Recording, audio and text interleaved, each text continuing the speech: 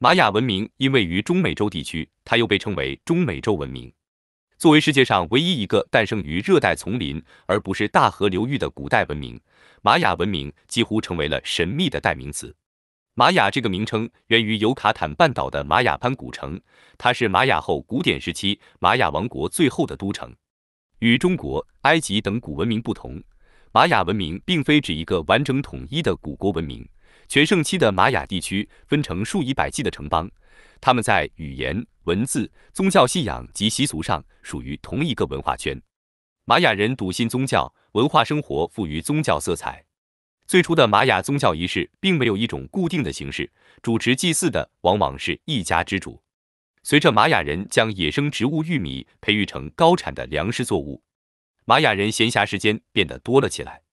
由于定居生活，玛雅人有了固定的祭祀仪式中心，使人们的宗教意识逐渐清晰起来。早期的祭祀仪式中，玛雅人将烟草与食物作为贡品，与阿兹特克人一样，玛雅人也悲观地认为，任何人和力量都无法改变宇宙最终毁灭的命运，但是可以用鲜血将衰落的过程推迟。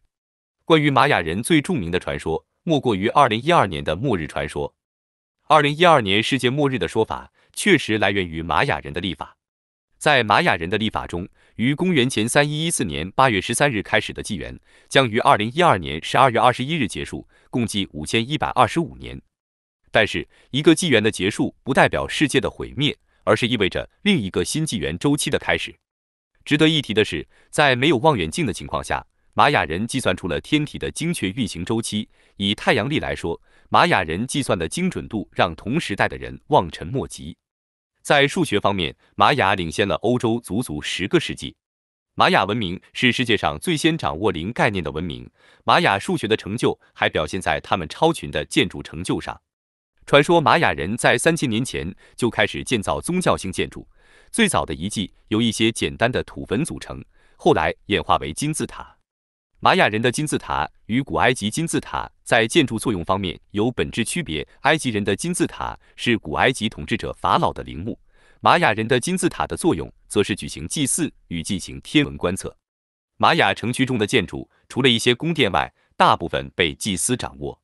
玛雅祭司的总称是 Ayin， 字面意义是太阳之子。玛雅祭司可以预卜吉凶，指导农事生产，因此他们的社会影响力丝毫不逊于贵族。玛雅人在天文历法、数学等方面所取得的成就，与祭司阶层日积月累的劳动是密不可分的。玛雅文明的早期阶段围绕祭祀中心形成居民点，到玛雅前古典时代中期，小型的玛雅村落逐渐发展为城市。玛雅文明的崛起始于公元250年左右，考古学家称之为玛雅文化的经典时期。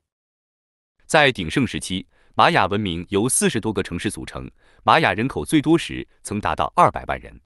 玛雅人曾经参与了古代中美洲的长途贸易，主要的货品有可可豆、盐和黑曜石。在古典期，玛雅人的建设工程规模达到顶峰，镌刻纪念碑文的习惯成为时代特征，其中以南部低地地区的成就最为显著。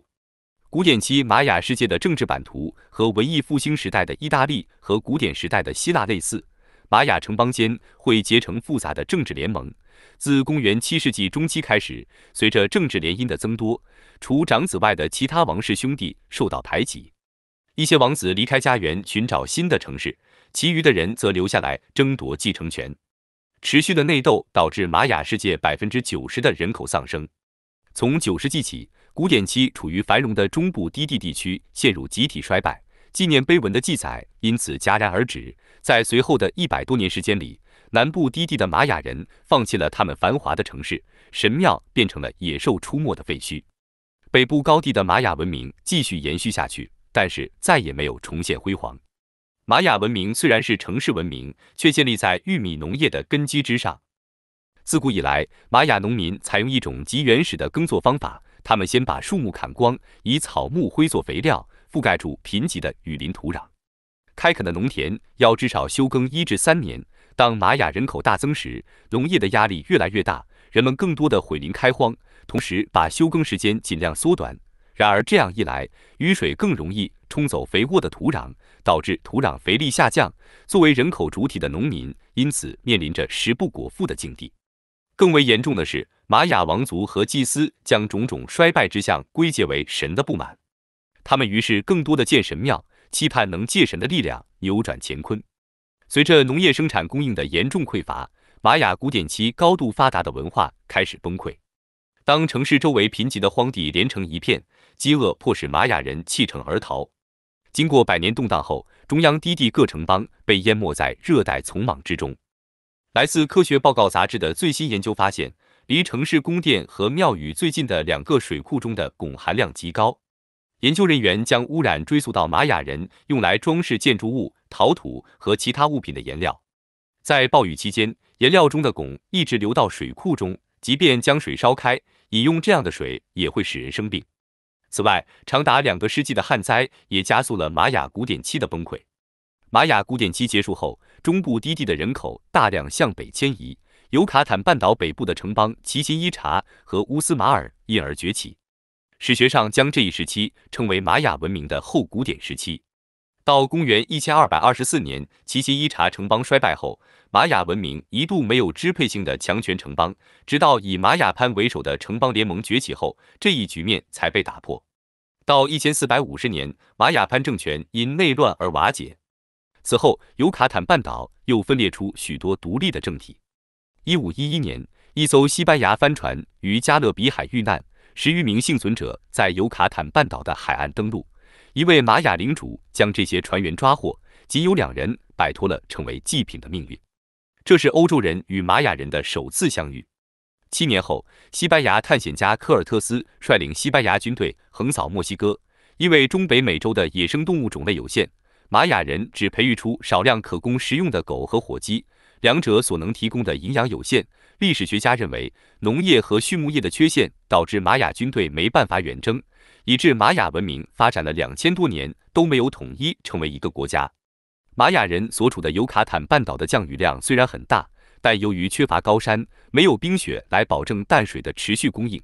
其次，整个半岛的土地主要由石灰岩组成，属于典型的喀斯特地貌，石灰岩渗水性强，雨水很快便会渗入地下。这导致尤卡坦半岛每年会出现长达8个月的缺水期。通常情况下，如果一个国家的国土面积足够大，国王或许能通过强行调配资源来渡过难关，但在群雄割据的局面下，一旦遇到大的灾荒，战争就成为玛雅城邦摆脱困境最为直接的方式。玛雅内部的纷争为西班牙的入侵创造了有利条件。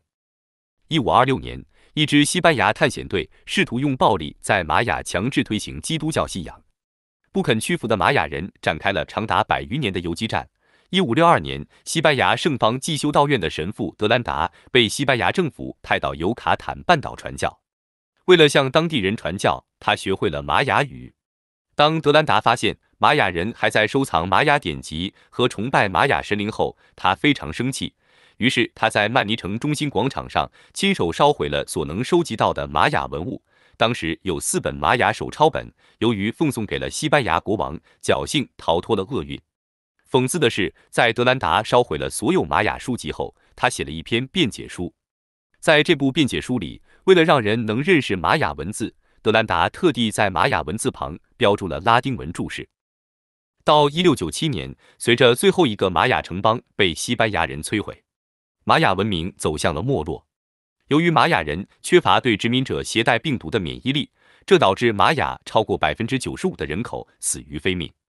为了生存，一部分玛雅人逃到了帕伦克山区。该地曾经出过一个名为萨帕塔民族解放运动的左派民兵组织。该组织领导的独立运动虽然被墨西哥政府镇压了下去，但至今仍然可以在当地看到战争遗留下来的后遗症。16世纪殖民征服的烽烟渐渐平息后，古代玛雅和其他的印第安文明一道被世人完全遗忘。此后将近200年间，自居为美洲新主人的欧洲人一面大肆宣扬印第安人无文明的谎言，一面又把自己毁灭文明的殖民罪行美化为履行文明传播的使命。直到1839年，美国探险家约翰·史蒂文斯和英国建筑师弗雷德里克·卡瑟伍德以图文并茂的形式公布了对玛雅古遗址考察的结果后，这才引起大众对玛雅文明的兴趣。此后的19世纪后半叶，西方学者试图重新探寻玛雅人的历史记载。玛雅人是美洲唯一留下成熟文字记录的民族。受到古埃及文字被商伯良破译的鼓舞，当时的研究者展开了对玛雅文字破解的工作。由于残存于世的文件数量过于稀少，又缺少双语对照的文件，玛雅文字的破解工作进展非常缓慢。虽然德兰达手稿对解读玛雅文字具有至关重要的作用，但是这份珍贵的资料却在欧洲图书馆里被默默无闻地搁置了3个多世纪。直到1863年，法国教士布雷伯恩才重新发现了德兰达的著作。通过对比尤卡坦记事中所记录的同一件事所发生的玛雅日期与公历日期，人们发现了玛雅人的计数系统和历法。为了进一步破解玛雅文字，英国人汤姆森将玛雅文字中异体字进行了归类整理。这套编号系统后来成为学术界研究玛雅文字的标准工具。由于尤卡坦记事中有一页给出了玛雅文字与西班牙字母之间的对应关系，当学者们试着用上面的字母表去破解玛雅文字时，却无法得到任何有意义的结果。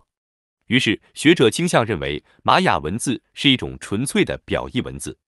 就在汤姆森率领表意派统治学术界的时候，一位名叫科诺罗佐夫的苏联人却对玛雅文字做出了截然相反的解释。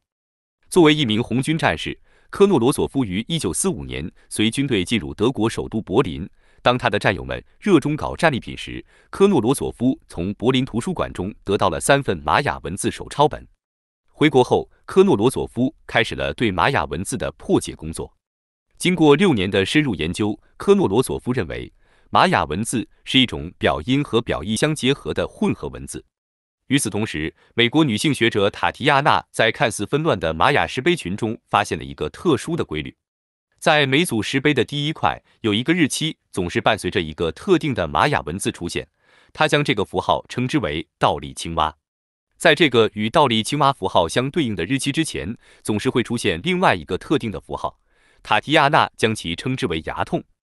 塔提亚娜提出了一个简洁而又合理的解释：石碑文字中牙痛符号所对应的日期为君主的出生日，而倒立青蛙符号所对应的日期为君主的登基日。塔提亚娜对玛雅人历史的重新发现，以及科诺罗佐夫所提出的表音原则，极大地推动了玛雅文字的研究。目前，虽然对于个别字符的含义仍存在争议，但主流学术界认为，现存于世的玛雅文字约有85%的内容可以被正确解读出来。